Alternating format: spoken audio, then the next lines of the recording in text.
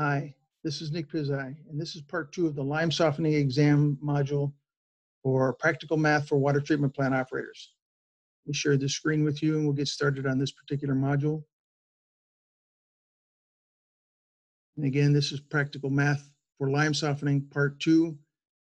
I would suggest you go see the part 1 module if you haven't seen that already. This is part 2 of a series of license exam training modules for lime soda plants, precipitative softening. In this video itself, the practical math series takes up where we left off with video 1 or part 1. In that part 1 video, we discussed the basics of the lime softening process. So there was a lecture involved with it. And then we showed some data and some schematics from a lime water treatment plant. We then worked through 10 math questions. So this video picks up with question number 11 and gives you another 10 to work through some math. So this particular video does not include the lecture for lime softening. If you need to hear that, you should go back to part 1 and read that or listen to that, or just read through it if you want to turn the sound off. What this does include is the plant data and the schematics again. So if you need a refresher, go back and review plant 1. But let's get started on part 2 now. Exam data and questions for this particular part 2, as I said, it mentions another 10 questions. You'll find the schematic of the entire plant, and I've split it up into 3 pages so that you can view the entire schematic, and then also three pages that zero in on things a little bit better so you can read them a little bit more easily. You're going to find included the conversion factor sheet that we normally put in with these practical math modules that I've been doing. And you're going to find a sheet that provides operating data for this particular plant for the month of September. I'm going to start back up with question 11, as I mentioned. And from here, we're going to show you again the conversion factors chart that you may need to refer to when you work through some of these problems. And the data for this particular plant, there's some operating data that you can see here, some information that you have to go back and find. And here's the September operating data that we showed in video 1, part 1. It shows the chemicals used and the chemical analysis. So I don't want to spend any time going through all that. We already went through that on the first video. If you need to refresh yourself again, go back to that video. Here's the schematic. And here it is broken down into 3 sections, each one that you can view by magnifying your screen if necessary. And as you may recall, we did take the plant flow rate conversion in video 1 of 55-60 gallon per minute at 12 hours a day, and we made some conversions so we could refer back to those when necessary without having to go back and potentially make mistakes in our calculations. So while the plant is operating at 55-60 gallon per minute, it's putting out a rate of 8 million gallons per day. But since it only operates 12 hours a day, at the end of the day, at the end of 24 hours, it's only treated 4 million gallons. When we take those values in gallons per minute, million gallons per day, and convert them to cubic feet, we see that if we multiply the 8 million gallons per day times 1.55, we're working at 12.4 cubic feet per second. Multiply that by 60 seconds, and we see that this plant is at about 744 cubic feet per minute. So any one of those values can be used to work on the problems that are coming up. So let's go ahead and go then with question 11. Now question 11 asks this. It tells you that wet sludge is pumped to the lagoons. Now I can tell you that sludge production and handling at a lime softening plant is a big deal. If you've never worked in a lime softening plant, you don't know what I'm talking about. There's reasons for sludge being such a big deal. Number one, the amount of lime that you use in milligrams per liter is 4 or 5, maybe 6 times what you would use in the way of alum in a conventional plant. So there's a lot of more solids being made just for that. And also, as we discussed in the first video for this lime softening video, part 1, a pound of lime put into the water takes that pound back out and another 2.5 to 3 pounds of the solids that you would get from precipitating calcium and magnesium. So a lot of sludge is produced, so they're going to need a lot of lagoon space to store all this sludge. Well, sure enough, question 11 is asking you some of these questions. I want you to answer how many pounds of dry sludge per hour are pumped under operating conditions. So I'd put it up this way. I looked at the data sheet and I saw that 391,402 gallons of 5% sludge were produced in those 30 days, September being a 30-day month. And that sludge had a specific gravity of 1.06. I took that 391,402 gallons, multiplied it by 8.34 pounds per gallon, and then factored in the percentage of sludge that of all of those gallons, only 5% of it is dry solids, and the factor of the pounds per gallon that I could create by multiplying the 1.06 times 8.34. I'm coming up with a production of 173,007 pounds of dry solids per month.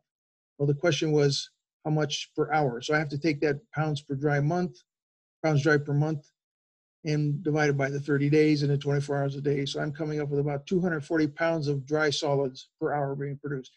And it may not sound like a lot, but it really is, because you got to remember that 240 pounds of dry solid being produced is accompanied by water to the tune of another 95%. So that's a lot of liquid that you got to deal with. So let's move on to question 12. And inevitably, they're going to ask us, if you're producing that much sludge in question 11, and you're going to put it to the lagoons, it's asking you how long will it take to fill the lagoons if the final solids content of the lagoons is 46%. And it looks to me like this is going to be maybe a multiple choice question. I don't know. No, this is not. Multiple choice is coming up later. So they're saying, how long will it take to fill the lagoons if the final solids content of the lagoons is 46%? Well, in question 11, we saw that 391,402 gallons of 5% sludge was produced each month. What I did was treat this as a V1N1 equal V2N2 problem. And remember what we talked about in the first module. When you get a V1N1, V2N2 problem, they're always going to give you 3 of those letters. The fourth one is what you need to find. And in this particular case, we learned that the V1, well, we learned it, as I mentioned, it provided you 3 of the 4 values. In this particular case, they're asking for V2, the remaining volume. So I set it up this way. Volume 2, the remaining volume, is going to equal volume 1 times the concentration in volume 1 divided by the concentration in volume 2, which they gave us. So I set up 391,402 gallons at 5% divided by the 46%, and that comes up to 42,544 gallons per month if dried to 0.46 or 46%. So they're saying, while you're putting this sludge in the lagoon at 5% and you're going through a drying process, it's eventually going to get to 46%. And that 391,000 gallons is going to eventually turn into only 42,000 gallons. That's the power of the drying solids bed lagoons. So now we have to calculate the volume that the 3 lagoons hold so we can see how much of that solids we can put in there at 46%. So when I looked up the data sheets, I saw that there were 3 lagoons. They each measure 100 feet by 300 feet by 5 feet. You multiply that by 7.48, you change it to gallons. So it says that I've got a volume of 3,366,000 gallons. Well, I'm putting in 42,544 gallons per month. How long is that going to last? So that's going to be a detention time problem. We know the detention time always equals the volume divided by the flow rate. I'm going to take that 3,366,000 gallons per month and divide it by the 42,544. And I come up with a detention time of about 79.11 months or 6.6 years. And they want you to be able to do these kind of problems because, as I mentioned, solids production and handling at a lime softening plant is a big deal. And you don't want to wait. If you're the superintendent, you don't want to wait till the end to figure out that I've got to get a backhoe and a truck in here to start scooping out my lagoon to give me more space. You had 6 years to think about it. That backhoe operator doesn't want to have to respond to you overnight. He wants some planning to go into this. So that's why you got to be able to do these kind of problems. Okay, let's move on to question number 13. It's saying, calculate the chlorine demand from the raw water to the finished water. Okay, seems simple enough. Let's go ahead and find some information. Information given shows that the finished water chlorine residual was 1.2, and I found that on one of the operating sheets, 1.2 milligrams per liter. Also on that same sheet, I found that I used 3,810 pounds of chlorine in the month of September. So if I take that 3,810 pounds and divide it by 30 days, I'm using about 127 pounds of chlorine a day. Well, the water that I treated each day was 4 million gallons. Remember, I was treating at a rate of 8 million gallons a day, but I only did it for 12 hours. So I treated 4 million gallons a day with 127 pounds of chlorine a day. If I divide the 127 pounds by the 4 million gallons and divide it by 8.34, I should come up with a dosage. And I come up with 3.8 milligrams per liter. So now we remember from our formula that chlorine demand equals the dosage minus the residual. In other words, what you put in versus what's left over after a certain period of time. So that comes out to 3.8 dosage minus 1.2 residual. I've got a demand of 2.6 milligrams per liter. Okay, let's try question number 14. The dry alum feeder at the plant is set to feed a dosage of 17.3 milligrams per liter. The operator performs a check on the feeder by collecting 0.34474 kilograms of dry alum in 2 minutes. They want to know, is the dosimeter accurate? Is it high? Is it low? Is it high by 5%, low by 5%, 10%? So they're asking you to figure this out. And this is important because this is the heart of what operators do, of course. Dosage control is a big deal in a water treatment plant. And there are basically 3 steps to it. The first step, of course, is you got to have a scientific reason, such as a jar test or experience or knowing what time of the year we're operating, to be able to pick that 17.3 milligrams per liter dosage in the first place. And the second step is go set the feeder to accomplish that 17.3 that you think you need from the scientific reason. Step 3 would be go out and find out if things are actually working and doing the job that you picked it. So this really is step 2 here in this question. They're asking you, all right, you knew you needed 17.3 milligrams per liter, so you set the machine to do that. Are you actually feeding enough chemical to accomplish 17.3 milligrams per liter? All right, let's check this out. 0.34474 kilograms would be 344.74 grams over 2 minutes. It works out to where you're feeding 172.37 grams per minute. Remember, 2.2 kilograms is a pound, so this is maybe a half a pound or something like that. So it's not a lot for an operator to be able to catch for a 2 minute period. So the operator does that, figures out how many pounds or grams per minute they're feeding. And of course, we can go into table 1 and see that 1 pound is 453.6 grams. So if I divide the 172.37 grams per minute by the 453.6, I see that I'm actually feeding 0.38 pounds in that period of time. So the question is the feeder feeding at 0.3 pounds actually making you dose at 17.3 milligrams per liter, or is it high or low? That's what you're supposed to figure out and then make an adjustment if necessary. But we need to figure out what exactly 17.3 milligrams works out to. So the feeder says it's feeding 17.3. If I convert that by multiplying 8.34 and times the MGD and divided by 1440 minutes, I should be feeding 0.4 of a pound per minute.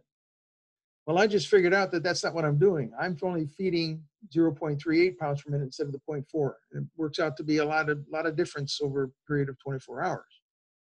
So if I take the 0.4, subtract it from it, what I'm actually doing at 0.38, dividing by the 0.4, multiplying by 100%, I get a 5% feed lower than what it indicates. So the machine was indicating 17.3. I was doing actually 5% lower. If that's a big deal to you, then you need to make an adjustment at that point in time. That's what an operator does. This is the kind of thing that an operator is supposed to be doing when he or she makes their rounds. All right, good question. Let's go to 15. 15 is the multiple choice question. Okay. So they're asking you the multiple choice. They're saying at planned flow, what is the detention time through the flocculators? So we're going to have to dig out some information from the schematics, I would think.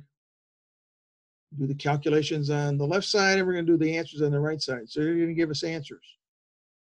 For multiple choice answers, we can pick 1 hour, 1 minute, 34 seconds. And you can see right away why I made this multiple choice.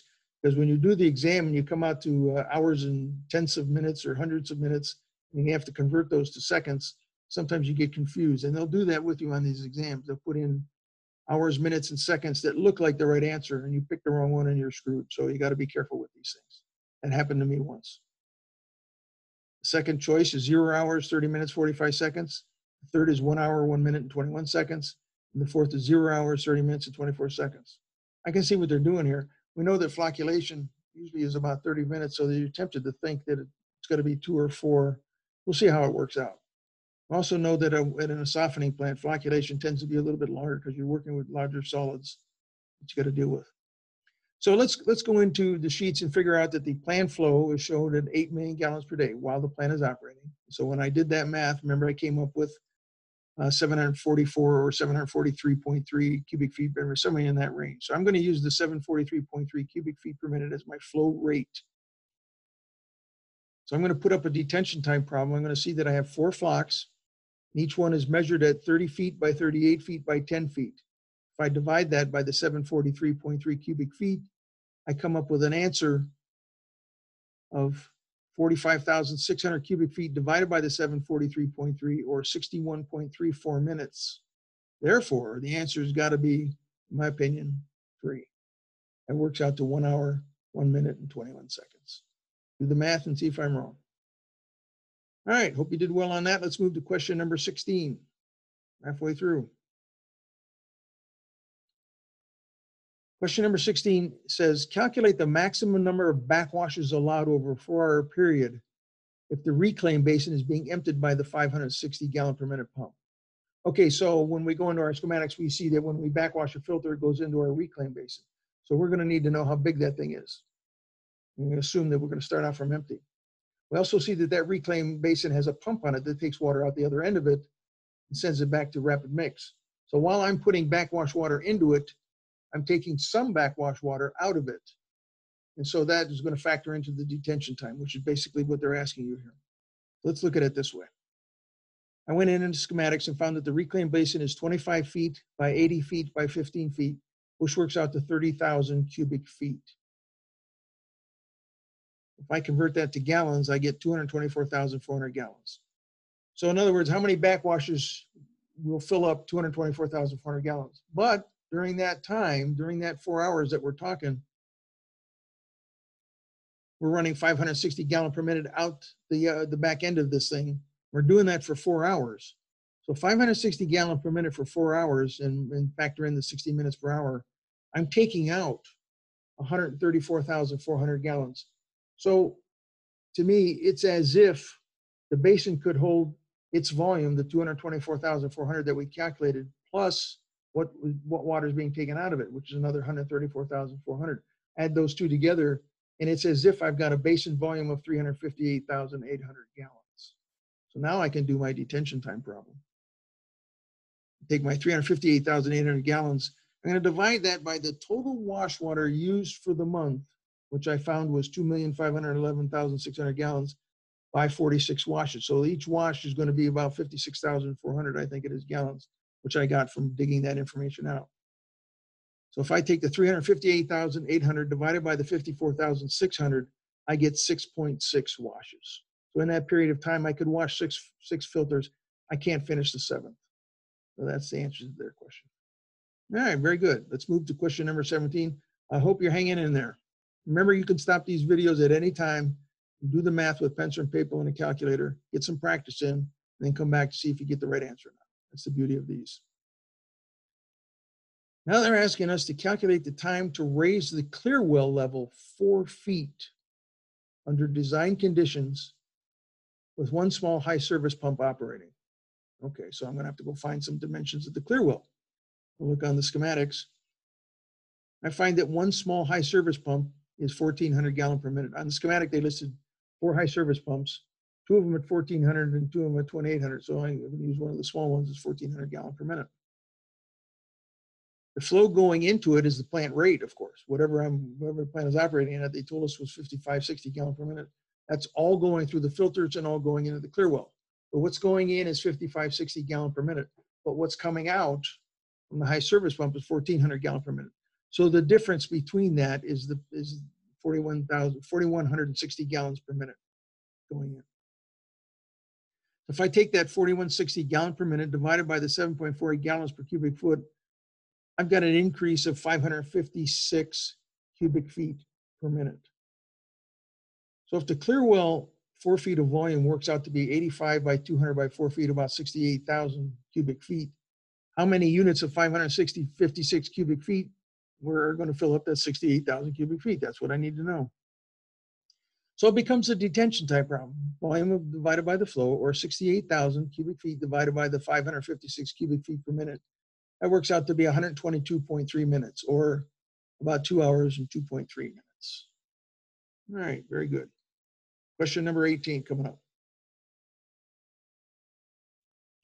Oh, this is great. The reason I'm putting some of these videos on here is because it preserves some of the old way of talking about things that some of these older plants used before it's too late to save all this stuff. When I started in this business in 1973, I worked at a water plant that was still using some bagged rice grind alum. If you don't know what that is, go look it up. It's still on the internet. You can figure it out. We used to get bags on the truck, and everybody, all hands on deck, had to unload these trucks of 100-pound bags. So they're saying with a floor loading capacity in your chemical feed building, your floor can handle 438 pounds per cubic per square feet. How high can you stack these bags before they break through the floor? That's what they wanted to know back then. They're telling you that each bag measures 30 inches by 18 inches by 6 inches. How high can you stack them before you break the floor up? Good question. So each bag, then, if you take those inches of converting to feet, is 2.5 feet by 1.5 feet by 1/2 foot. And the square area, if you can envision, the square area of a bag would be that 2.5 feet by 1.5 feet, or 3.75 square feet. That happens to be 1/2 foot deep. Okay. So the 3.75 square feet multiplied by the capacity of 438 pounds per square foot would tell you that you've got 1,642.5 pounds of material that you can stack safely. All right. So if I take that 1,642.5 pounds divided by one bag equals 100 pounds or weighs 100 pounds, it tells me that I can stack 16.4 bags. And each bag being 1/2 foot, then I should be able to go 8 feet high and still be safe. I can't get to 9 feet. Otherwise, I'm going to break through the floor. Interesting problem. All right, let's try question number 19.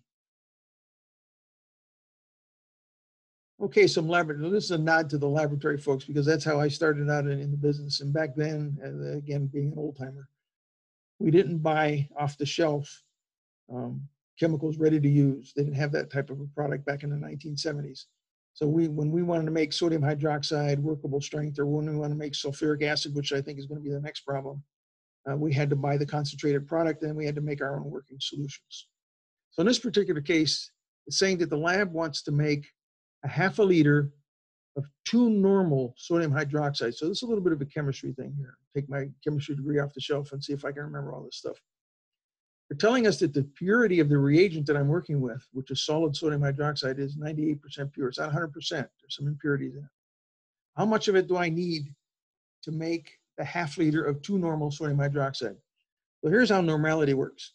Since the sodium only has a +1 charge to it, I can take the molecular weight of it and divide it and dissolve it into a liter and make a 1 normal solution. So let's go along that guideline. I take the molecular weights of the individual chemicals, which they've given me, at sodium of 23, oxygen of 16, hydrogen of 1. And if I add those together, I'll get the molecular weight of sodium hydroxide equaling 40. So what normality says is if you take one molecular weight, which would be 40 grams, and dissolve it into 1 liter of water, come up to 1 liter mark, you have a 1 normal solution. Sounds simple enough. So 40 grams of sodium hydroxide would be needed to make 1 liter of 1 normal. But I want 2 normal, not 1 normal. So I'm going to have to take the 2 times the 40, or 80 grams needed to make 1 liter of 2 normal.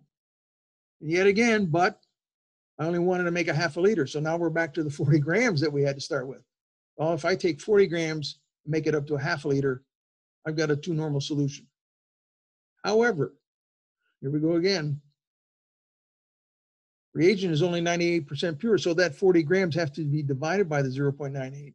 I would actually need 40.8 grams per liter to make the 1/2 liter of 2 normal sodium hydroxide. Better living through chemistry. All right, let's go to the last question now. Take a breather here. The last question, another lab problem, another B1N1 problem. This is a little complicated. The lab has only 125 milliliters of sulfuric acid left. Strength unknown. Interesting. So we got this acid. We don't know how strong it is.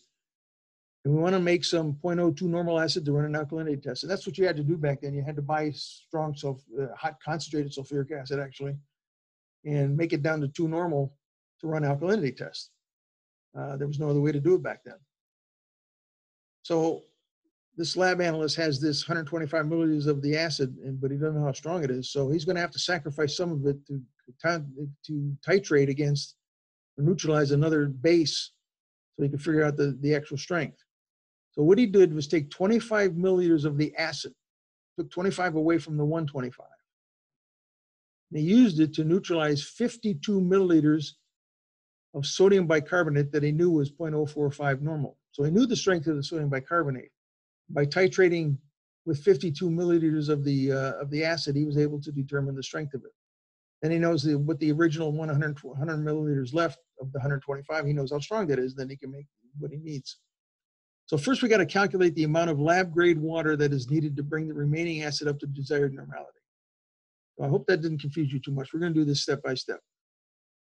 The first thing we have to do is determine the strength of the original acid. That's why I had to take 25 milliliters of the 125 and sacrifice it.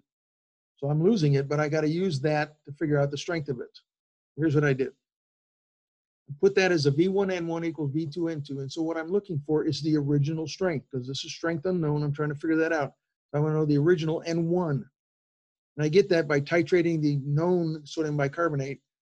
I put 52 milliliters of that times the 0.045 normal divided by 25 milliliters of the acid that it took to neutralize it. Now I know the strength, the original acid comes out to be 0.0936 normal. All right, so now I know how strong it is, but I only have 100 milliliters left of it.